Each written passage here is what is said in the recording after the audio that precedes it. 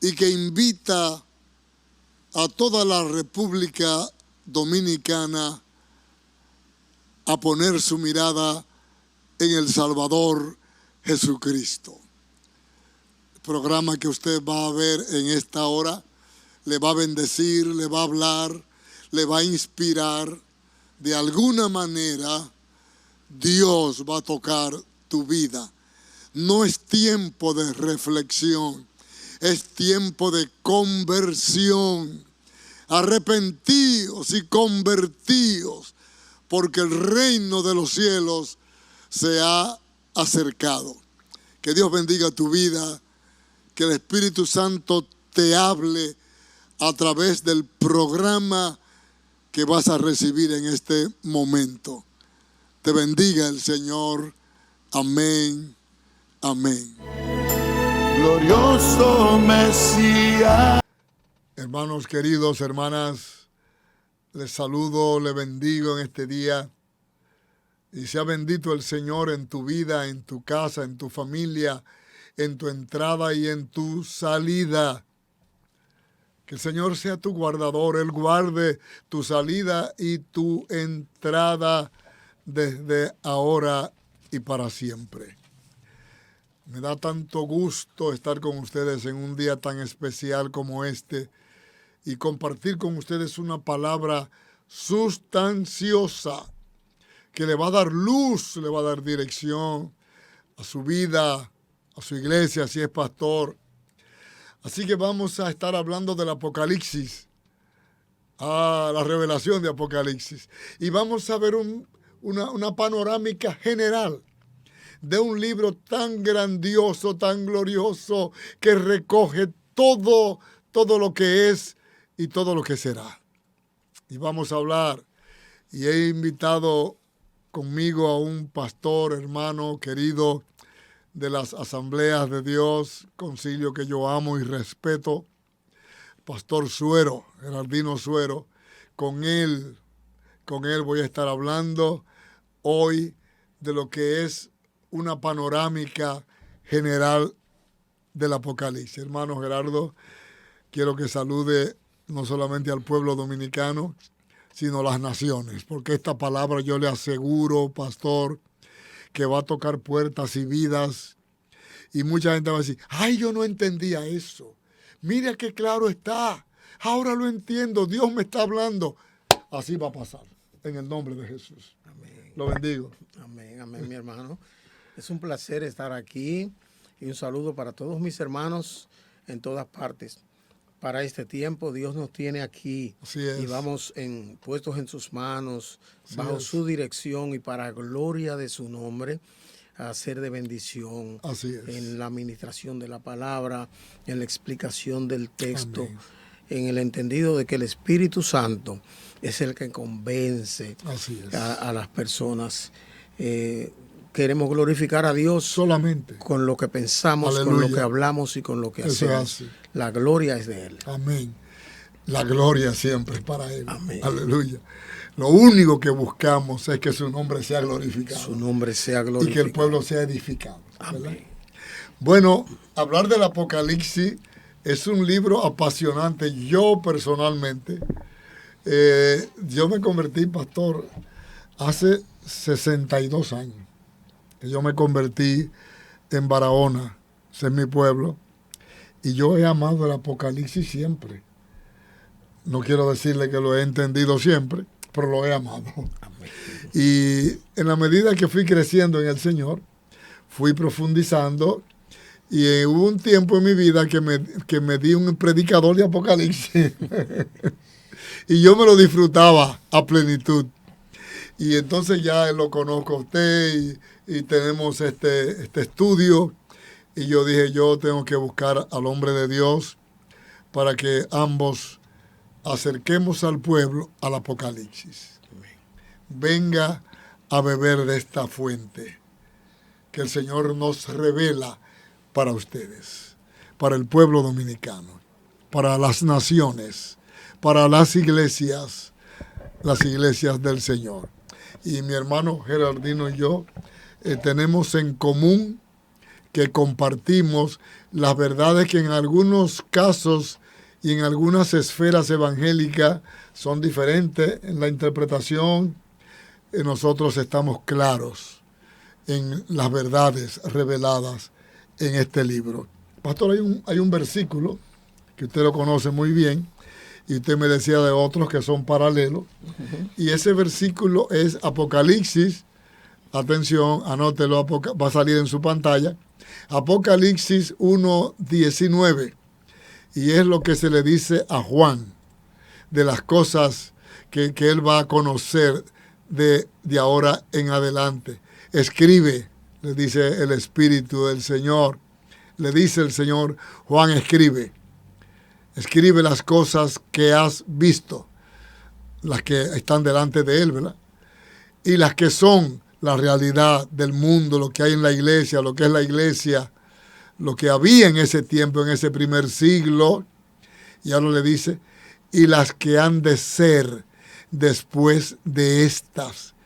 Y le habla del futuro, a partir del presente que Juan conocía, lo que venía. En otras palabras, Juan, prepárate porque vas a ver cosas y vas a oír cosas que nunca has visto ni has oído, como lo que has conocido y visto en tu tiempo, ¿verdad? ¿Qué le parece esa palabra, pastor?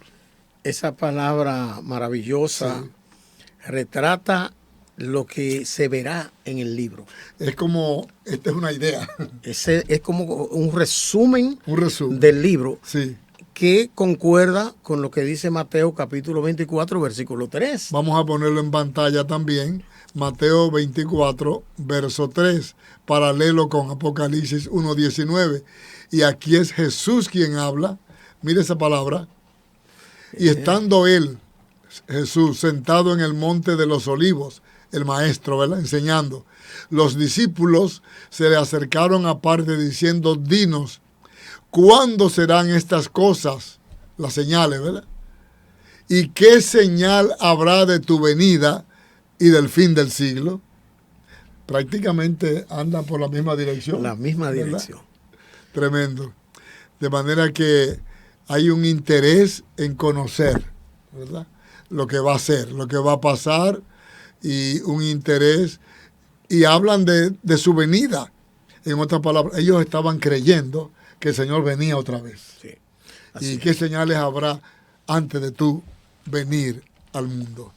Qué bueno. Sí. Así que tenemos Mateo 24:3, tenemos a Apocalipsis 1:19, y entonces hay una experiencia en Apocalipsis muy interesante del capítulo 1 de Apocalipsis al capítulo 3, ¿verdad? Y eso trata de las iglesias, sí, de las 7 iglesias. ¿Qué eran 7 iglesias? Eran 7 iglesias. Ahí están las ruinas, en Turquía están las ruinas ahí, de las 7. Sí, lo que hoy es Turquía. Exacto. Esas iglesias, por cierto, no hay una existencia física de esas iglesias, pero la referencia histórico-geográfica apunta a la actual Turquía. Sí, lo que es Turquía. Que es parte del Asia Menor. El mensaje primario es a las iglesias, que se corresponde con las cosas que son. Ahí está, conforme a Apocalipsis 1:19. 1:19. ¿Qué es lo que son? O sea, ¿qué es lo que hay? ¿Qué es lo que es ahora que tú estás vivo? Las iglesias. Las iglesias. Así es. Y el mensaje que el Señor da a las iglesias es un mensaje que primariamente lo da a las iglesias, porque Apocalipsis es una carta. Es una carta. Es una carta. Escribe a la iglesia, entonces, o más bien escribe al ángel de la iglesia. Al ángel, digamos al pastor. Al pastor. Al pastor. Tiende a responsabilizar al pastor de la marcha de la iglesia. O sea, es un peso, pastor. Es terrible, terrible. Y le dice, dile, escríbele a él, dile. En cada caso el Señor se define cuando aborda a esa iglesia a través del pastor. Así es. Y siempre, eso es algo maravilloso, pastor, el Señor siempre empieza reconociendo lo que tienen de bueno. Ay, qué bueno. Qué diferente a nosotros. Diferente a nosotros. Él empieza Me gusta diciendo lo que tienen de bueno. Las virtudes. Las virtudes. Reconozco. Sí, tu faena, tu dedicación. Tu mucho trabajo. Tu mucho trabajo. Ahora bien, no es un pero como algunos dicen. No. Es una especie de desafío porque no te cuestiono por lo que has hecho. Te estimulo a mejorar. Fíjese que el Señor lo que hace es un desafío a mejorar lo mejorable, porque Él le dice, junto con el reconocimiento de lo bueno y el señalamiento de lo que debe mejorar, Él le da una recomendación que ayuda a la mejoría. Amén. Digamos como que es un sermón pastoral al pastor. Al pastor.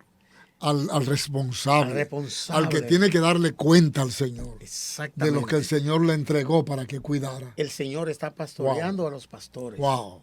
Porque Él es el príncipe de los pastores. El príncipe de los pastores. Él es el jefe de los pastores. Él es el jefe de los Aleluya. pastores. Ese es mi jefe.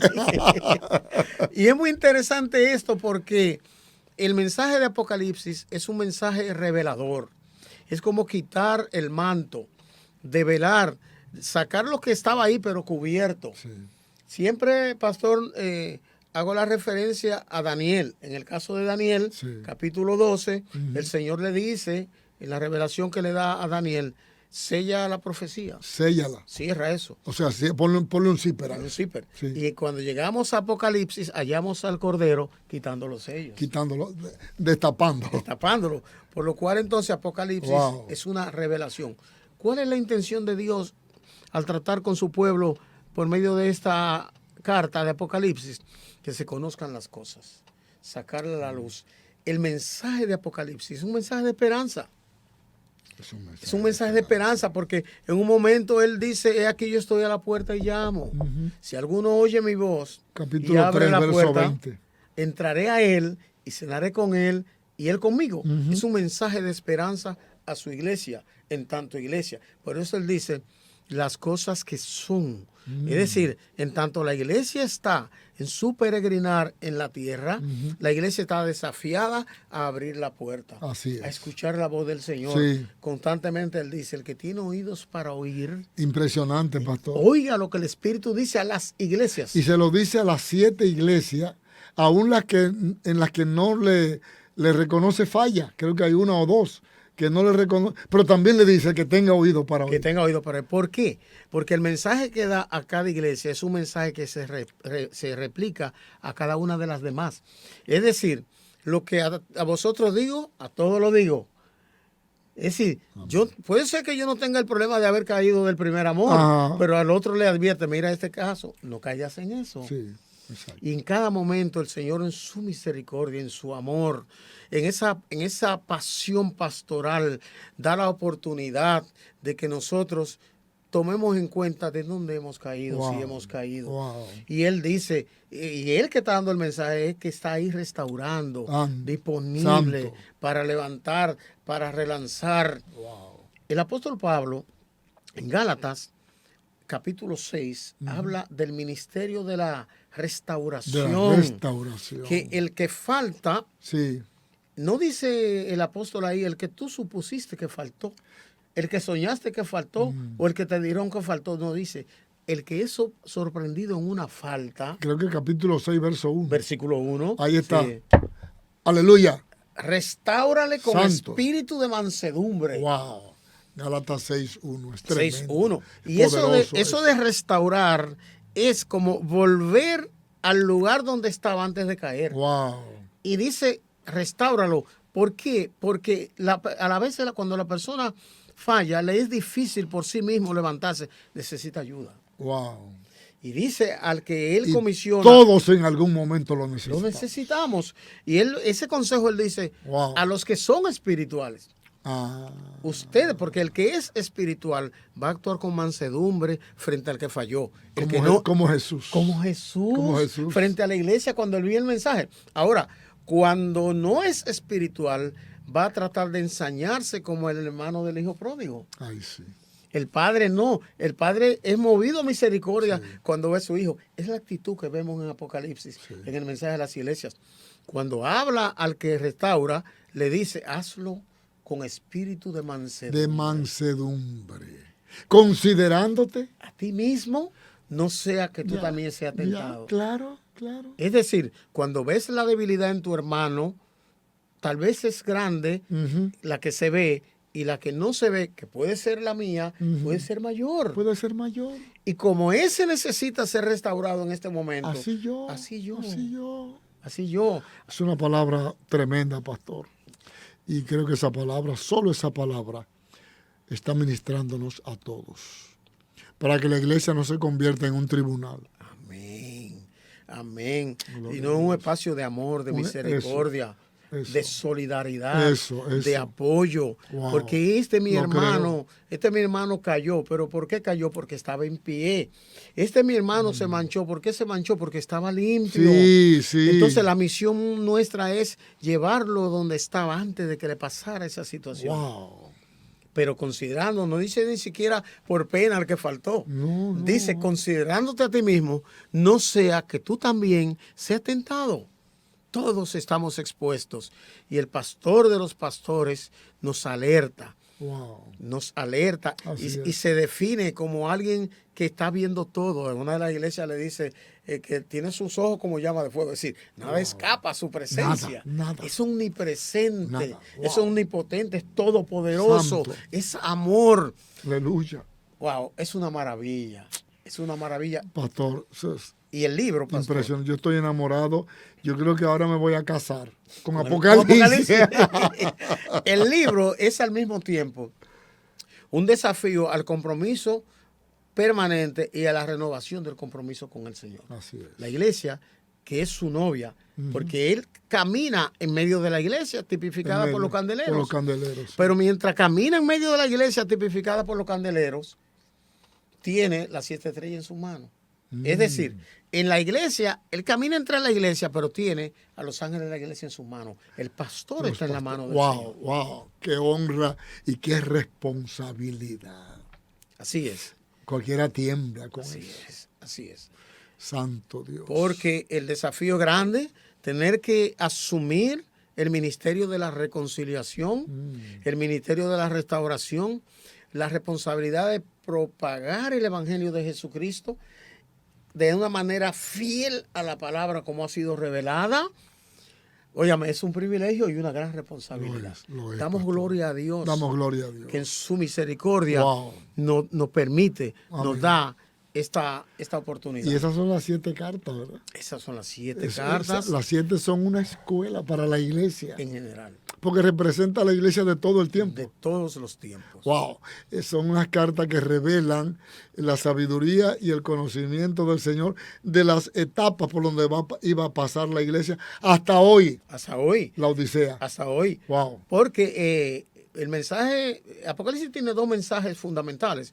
Uno es que mostrar el regreso triunfante del Señor a la tierra. El Señor está preparando a su iglesia, pero no está preparando a la iglesia para la segunda venida cuando pone los pies en el monte de los olivos. No, hay que aclarar eso.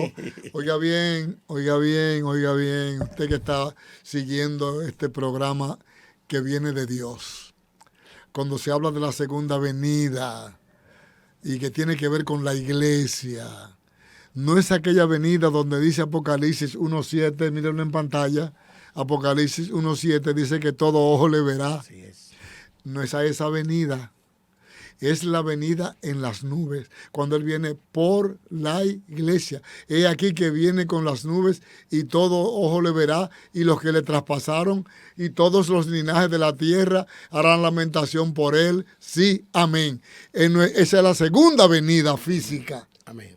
Pero usted está hablando de la venida a las nubes. ¿Por qué? Que nadie lo va a ver, solamente. ¿Por qué? Aleluya. Porque Jesucristo, cuando vino físicamente a la tierra, se produce el milagro de la encarnación, Sí, del anonadamiento por humildad, la humillación para restaurar al género humano, a las criaturas de Dios. Cuando eso se produce, Él se manifiesta al mundo. Al mundo entero. Al mundo entero. Ahora bien, cuando Él muere, sale físicamente de la escena donde se había mostrado al mundo, resucita y entonces solo se revela a los discípulos. Únicamente. Que representan a la iglesia. Que representan a la iglesia, no al mundo. No, nadie lo vio ni habló con nadie. Solo con sus discípulos. Wow. Por eso ellos cuando predican dicen, nosotros somos testigos. Sí. Somos testigos. Anduvimos con él, lo vimos predicar, lo vimos hacer milagros, lo vimos resucitar a los muertos, lo vimos echar fuera demonios, lo vimos ser apresado, lo vimos crucificado y lo vimos resucitado. Por eso Pedro y Juan dicen, no podemos dejar de decir lo que hemos visto y oído. Escribe las cosas que has visto. Amén. Amén. Entonces, ahora él se revela a sus discípulos. Cuando venga por su iglesia, solo se revela a su iglesia. Primera de Tesalonicenses, capítulo 4, el apóstol Pablo dice... Del verso 16 en adelante. Del 16, podemos empezar del 13 al 16. 13. Él viene en la nube y no dice que pone su pie en la tierra. Primera Tesalonicenses 4, del 13 en adelante. Sí. No dice que pone su pie en la tierra. Wow. Dice que nosotros lo encontramos en las nubes. Como había dicho en Hechos capítulo 1, que estáis mirando al cielo. Este mismo Jesús que vosotros veis subir al cielo, así le habéis de ver venir. Entonces, fíjese, cuando aparece físicamente, nace de mujer, todo ojo le ve. Cuando muere y resucita, nada más le ven los discípulos. Únicamente. Cuando regresa por la iglesia, solo le ve la iglesia. En las nubes. En las nubes. No en la tierra. No en la tierra. Ahora, cuando se manifiesta en su segunda venida, al final, cuando interviene por los escogidos que pasan por la gran tribulación, todo ojo le verá. Y viene a Jerusalén. Y pondrá su pie. Y pondrá su pie en el monte de los olivos. En el monte de los olivos. Sí. Y todo ojo le verá. Y todo ojo le verá, porque es una intervención en medio de una gran conflagración bélica donde el mundo como nunca se ha visto, donde el mundo en general va contra la nación de Israel. Sí, porque los gobiernos se unirán alrededor del gobierno mundial. Así es. Del anticristo, que engañará a las naciones con sus ofertas y milagros y señales que hará. Aún en la economía mundial. Y engañarán al propio Israel. Propio Israel. Porque Israel firma un pacto con el anticristo. Oiga bien. Y luego tiene que desdecir de ese pacto cuando este individuo reclama a él, al mundo que se le adore. Que se le adore y quiere ir al templo. Haciéndose pasar por Dios. Sí. Y reclamando adoración. Sí. ¿Qué pasa? Que entonces Israel dice así, ¡prof! Y despierta. Hemos sido engañados. Hemos sido engañados. Porque Israel, a partir de los acontecimientos de la deportación a Babilonia, que fue una devastación, y de la destrucción del templo de Jerusalén por el general Tito en el año 70, Israel aprendió por qué vino eso y ahora reniega de la idolatría. Hace un acuerdo político por conveniencia geopolítica, económica y coyuntural, pero cuando ve que hay un componente espiritual contrario a la Torá, entonces reacciona. Sí. Reacciona. Entonces, ahí el mundo se va contra Israel. Pero hay una cosa, ahí debemos en un momento de ver los pactos determinativos que tienen una connotación profética, una como el pacto que Dios hizo con Noé al salir del arca. Cuando Dios hizo ese pacto con Noé, no existía Abraham, ni existía el pueblo de Israel, y Dios llama perpetuo a ese pacto. Wow. Posteriormente Dios hace un pacto con Abraham, que también es perpetuo, pero que se va a reflejar en la descendencia de Abraham. Esa descendencia de Abraham habría de esperar el tiempo en el que se concretara ese pacto. Dios, en su misericordia, en su condescendencia, introduce un pacto que no es eterno, es el pacto sinaítico. El pacto, la ley. La ley de Moisés. La ley de Moisés. Jeremías capítulo 31, versículo 31 dice, llegará un día... Jeremías 31.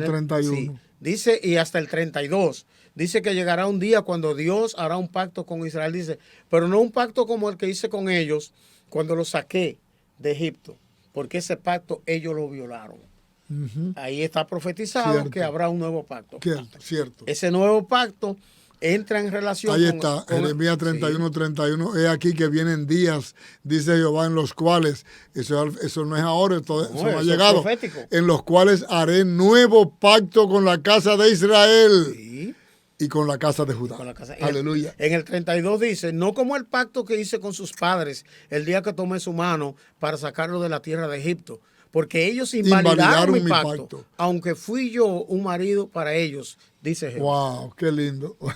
A pesar de eso. A pesar de eso. Entonces, ese pacto se deshace porque es un pacto condicional. Sí. Los pactos condicionales comprometen a los firmantes. Correcto. Ahora, cuando el pacto es incondicional, compromete...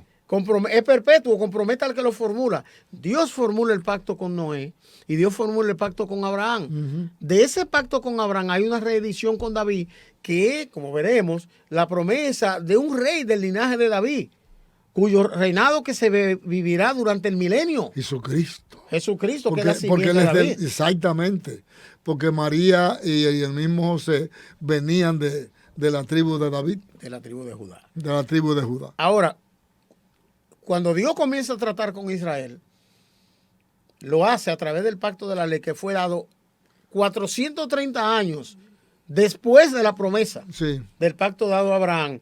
Y entonces, por tanto, es un pacto hasta que venga la simiente, que es la depositaria de los términos que contiene el pacto, que está en Génesis 13, y bueno, Génesis 12 y 13. Y dice Pablo, la simiente es Cristo. Amén. Por eso Cristo, cuando da la copa en el momento de la Santa Cena, le dice que esa sangre es del nuevo pacto. La última Pascua que celebró fue esa. La última Pascua que celebró con ellos. Y era el momento para interrumpir la tradición y establecer lo nuevo. Lo nuevo. Esa es señal del nuevo pacto. Santo. El que había profetizado Jeremías. Sí. Entonces, ¿qué pasa? Que andando el tiempo, Israel no aceptó la propuesta de Dios mediante la simiente. No la aceptó. Juan 1.11. Juan 1.11 dice, a los suyos vino y los suyos no le recibieron. Lo rechazaron. Lo rechazaron. Entonces Dios... Es más, prefirieron a Barrabás. Claro. Entonces Dios abre un paréntesis en el calendario profético. Sí. En ese paréntesis entran todos los que quieran entrar mediante los términos de Dios a través de la simiente. Es como aquella gran cena, pastor, ¿se acuerda? Que el Señor mandó a buscar a todo el mundo. Que vengan. Esfuércenlos a entrar. Y la casa, Señor, ya hemos ido por todas partes y hemos traído. Sí, pero vayan otra vez por los montes y a todos y díganle que vengan, que hay cena para todo, comida para todos. Dice, esfuércenlos a entrar. Ese es el nuevo pacto. Ese es el nuevo pacto. Nuevo pacto de la salvación, de la gracia, del perdón, de la sangre. ¡Wow! ¿Por qué ellos rechazan el nuevo pacto? Que los judíos hasta el día de hoy lo han rechazado. Lo han rechazado porque se aferraron al pacto de las obras. Sí. Y lo que viene con Cristo es el pacto de la gracia. De la gracia. Porque por gracia soy salvo. Entonces, el pacto que entró en caducidad, ellos insisten en darle presencia. Cristo entonces dice, edificaré mi iglesia. Edifica su iglesia y todos entran en Cristo mediante el instrumento visible que es su iglesia. Ahí está. El instrumento que representa la gracia y el nuevo pacto es la iglesia. Con eso no se puede inventar. No, porque la iglesia es el cuerpo de Cristo. Es el cuerpo. Eso es lo que dice. La iglesia es templo del Espíritu Santo. Lo que dice Pablo a los Efesios capítulo 5 cuando la compara con el matrimonio. Con el matrimonio. Es el cuerpo de Cristo. Es el cuerpo de Cristo. La iglesia es una sola. Una sola. La. No dice las. La. Aunque tú te reúna con tal o cual nombre y te creas que eres lo mejor, es una mentira del diablo.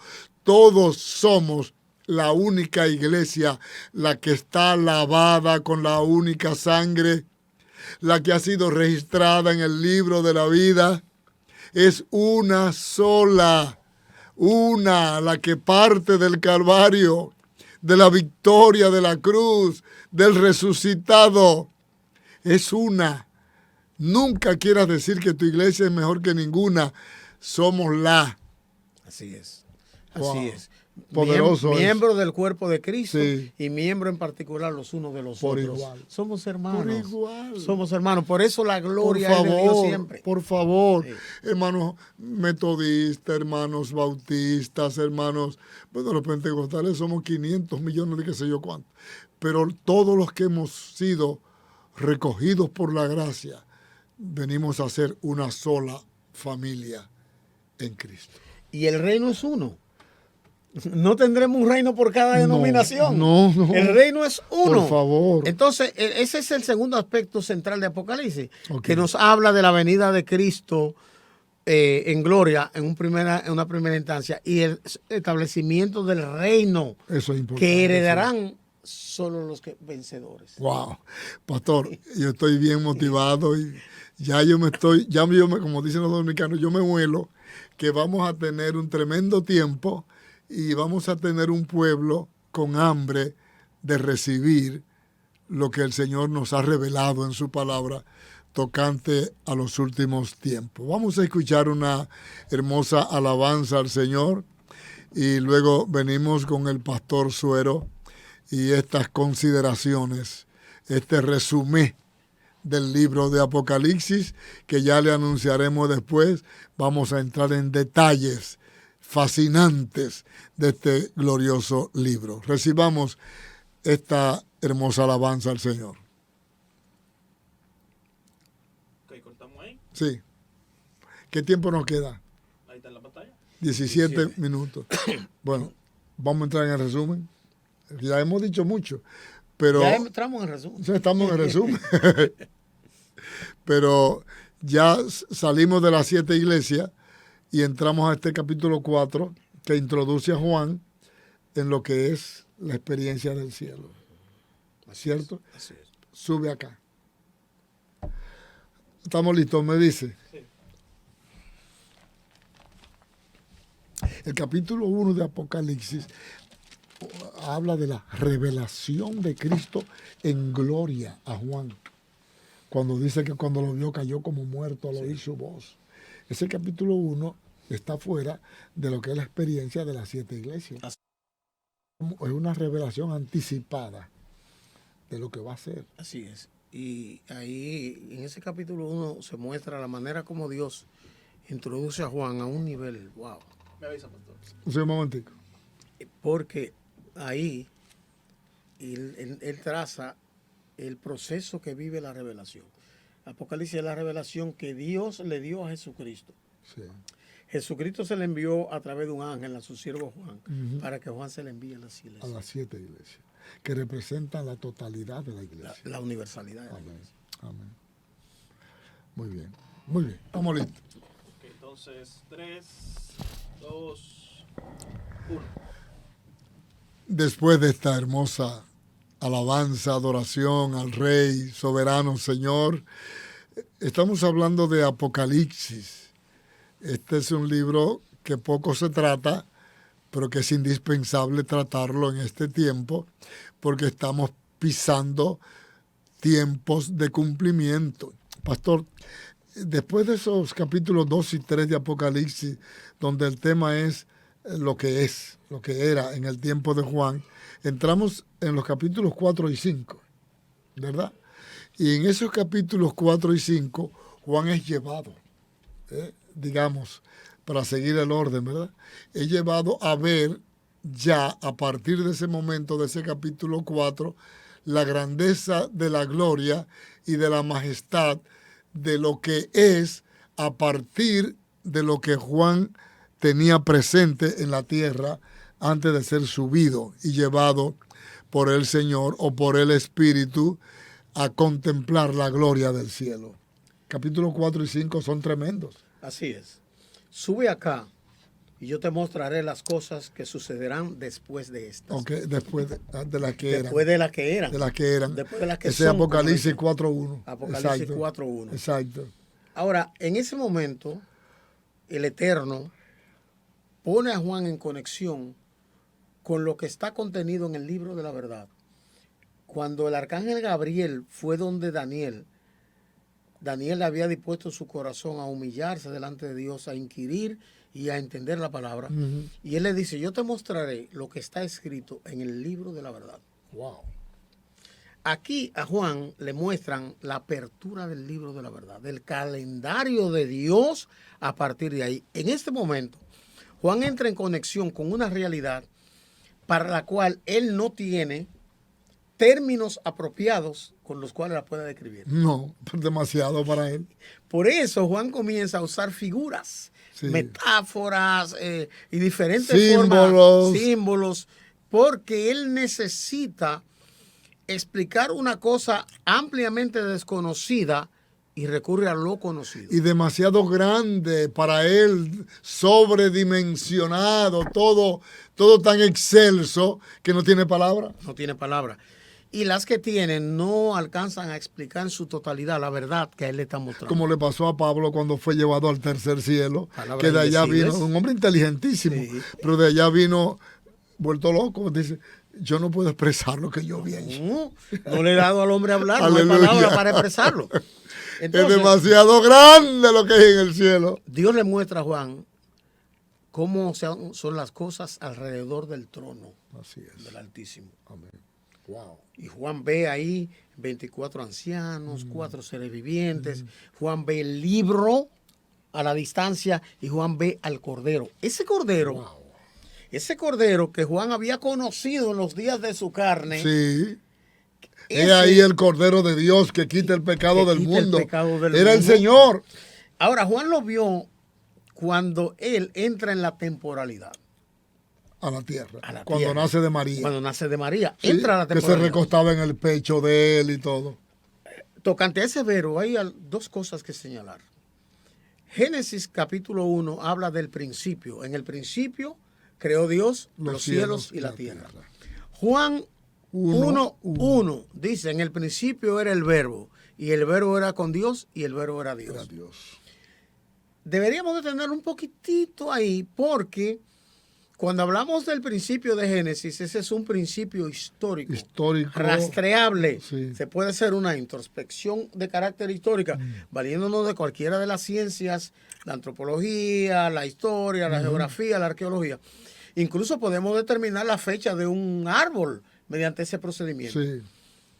Pero cuando Juan 1:1 habla de un principio, es un principio y de un verbo trascendente. Es un principio que trasciende al principio histórico de Génesis.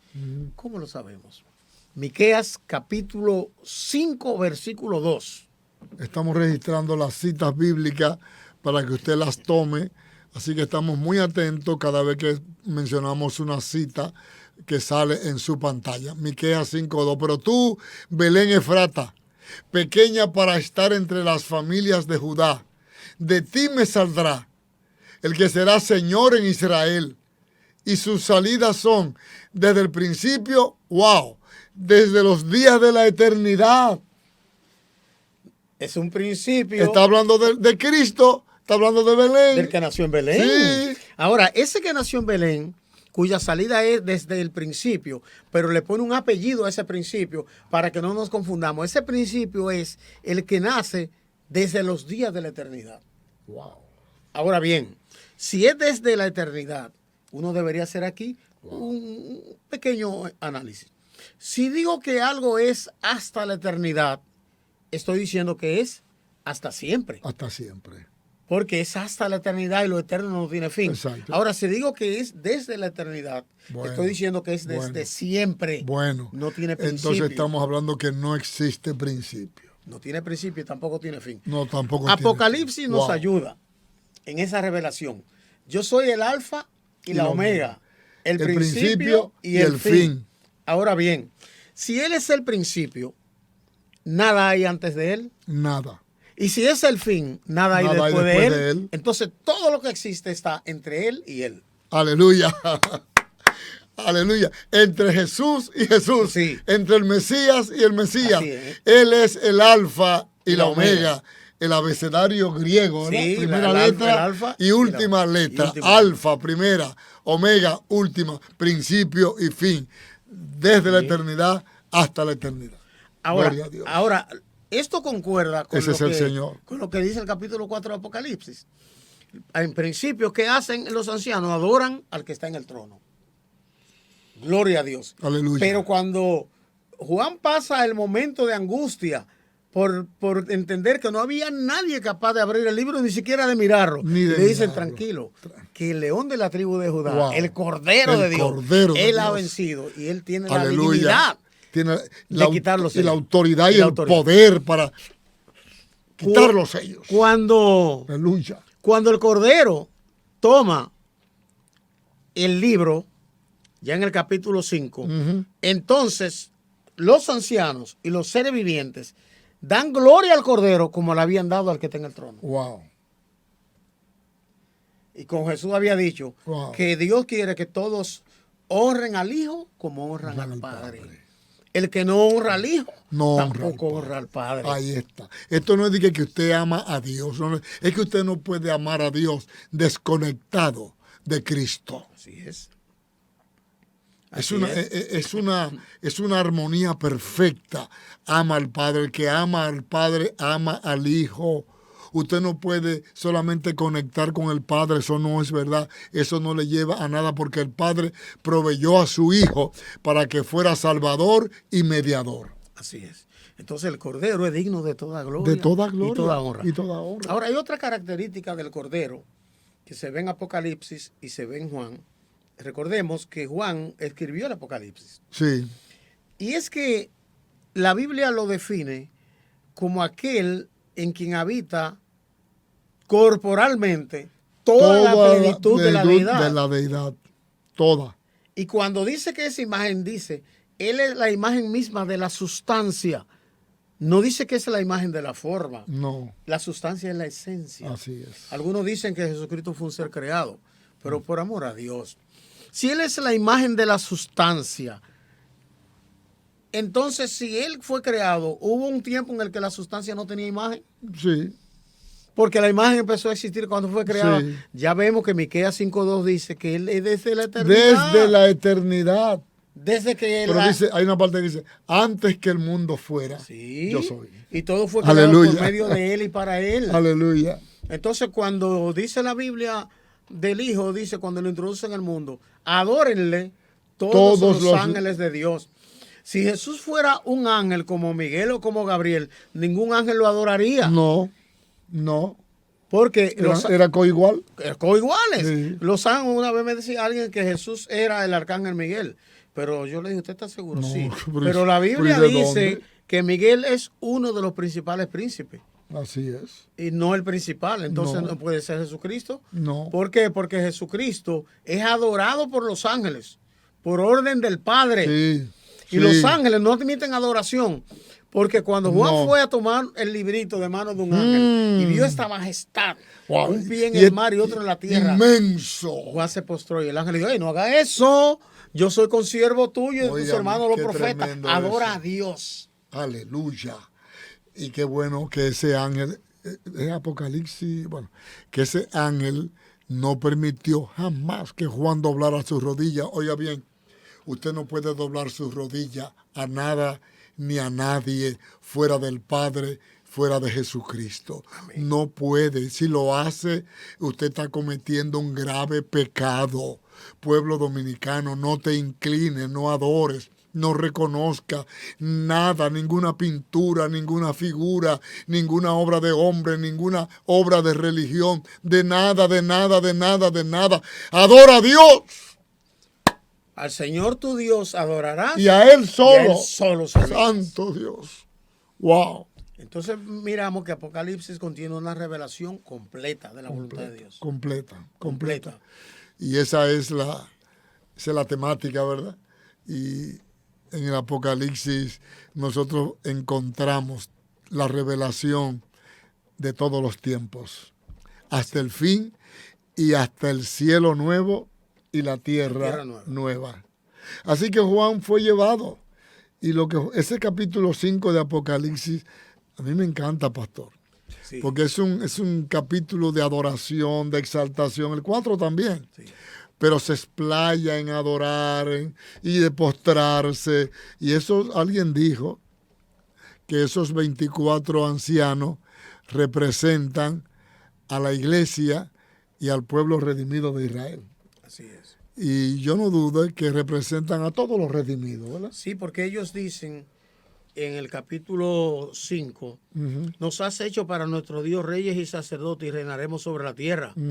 Porque cantaban un cántico nuevo diciendo, digno eres de tomar el libro y de abrir sus sellos, porque tú fuiste inmolado y con tu sangre nos has redimido para Dios de todo linaje y lengua y pueblo y nación. Apocalipsis 5:9. Ahí está. O sea que ahí está la iglesia. Ahí está la iglesia. tipificada en ese grupo que Juan vio delante del trono. Delante del trono. Ahí estaremos, pastor. Amén. Ahí estaremos, sin lugar a duda. Y hay una cosa importante que debemos señalar. Ahí estaremos. Hay una cosa que debemos señalar.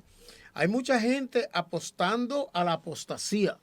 Wow. Hay unos programas ahí que están haciendo algunos ateos dirigidos a atacar de manera frontal la fe. Yo le digo una cosa. No importa la situación por la que usted está atravesando, abundancia o escasez, salud o enfermedad. Sí.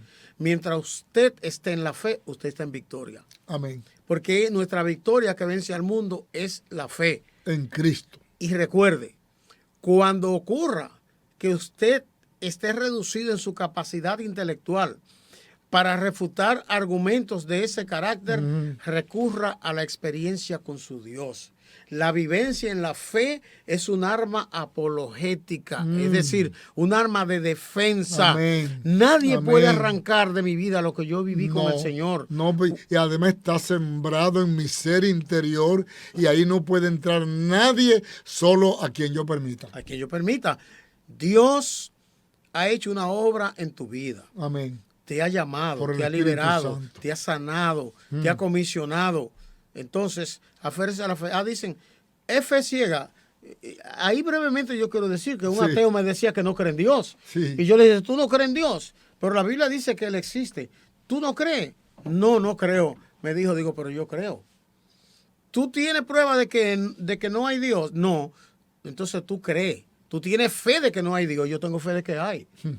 Entonces, uno me decía, no me hable de la Biblia ni de Pablo, vamos a discutir el Capital, Marx, Lenin. Yo le dije, no me hable de Marx, de Lenin, no me hable del Capital, si yo no te puedo hablar de la Biblia. Pues no hablemos. Digo, no hablemos. Bueno, pues no hablemos. No hablemos, porque yo soy un predicador del Evangelio. Claro. La autoridad la tiene la palabra. Yo me someto a esa autoridad. Al final acordó en conversar. Sí. Pero lo que debemos aferrarnos a la fe, fortalecernos en la fe, y guerrear por nuestra fe. Y pelear por pelear por nuestra fe. Y no permitirle al diablo ni a sus instrumentos que argumenten contra nuestra fe aprovechando nuestro silencio. Entonces, si usted no puede defenderse, váyase de ahí. Váyase de ahí. Pero no le tolere a nadie que venga a burlarse de su fe, porque ellos no han sido llamados a lo que tú has sido llamado para la eternidad por la fe en Cristo Jesús. Amén. Qué bueno. Pastor, sin darnos cuenta, apenas estamos comenzando a hablar y mire lo que nos quedan 2 minutos y pico. Y yo quiero dar gracias a Dios por el Apocalipsis. Amén. Si yo le preguntara a usted, Pastor Suero, elabóreme una idea ampliada de todo lo que es el Apocalipsis, porque ahí está el gobierno del anticristo, la Trinidad satánica, Satanás, el falso profeta y el anticristo. Ahí está el gobierno mundial, ahí está la marca de la bestia, ahí están aquellos 2 testigos. Yo estoy enamorado de ellos. Sí. Vamos a llegar ahí, los 2 testigos del capítulo 11. De aquellos 144,000 que andarán predicando por el mundo, que no tendrán el sello de la bestia. Amén. Es emocionante el Apocalipsis. Si yo le pidiera a Pastor Suero, ahora que estamos terminando este programa, este día, y yo le pidiera, dele una idea a ese público, a ese pueblo, a esos hermanos y hermanas, de todo lo que es el Apocalipsis para la iglesia y para el mundo. Más o menos así, elabórela sin mucho pensar. Resumamos eso en Apocalipsis 3:10. Apocalipsis 3:10, mírenlo en su pantalla. Apocalipsis 3:10 nos resume, como dice el pastor, para la iglesia. Para la iglesia, por cuanto has guardado la palabra de mi paciencia, yo también te guardaré de la hora de la prueba que ha de venir sobre el mundo entero para probar a los que moran sobre la tierra. Es para probar a los que moran sobre la tierra. Y le está diciendo a la iglesia, te libraré de esa hora. Sí. Esa hora es para los que moran en la tierra, no para la iglesia. No.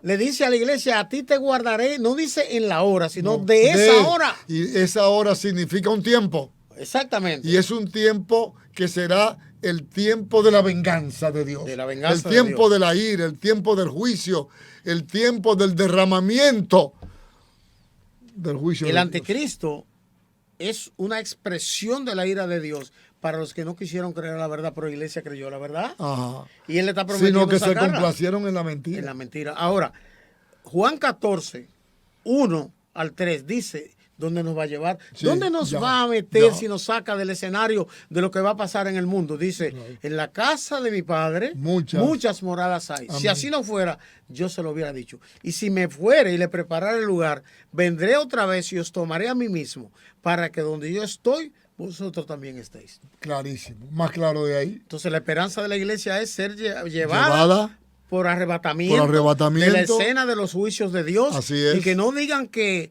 la iglesia se libra de los juicios de Dios, pero no de los juicios del anticristo, porque los juicios del anticristo es parte de la ira de Dios. Claro, es parte de y la ira de Dios. no hemos sido llamados para ira, sino para alcanzar misericordia. Amén, amén.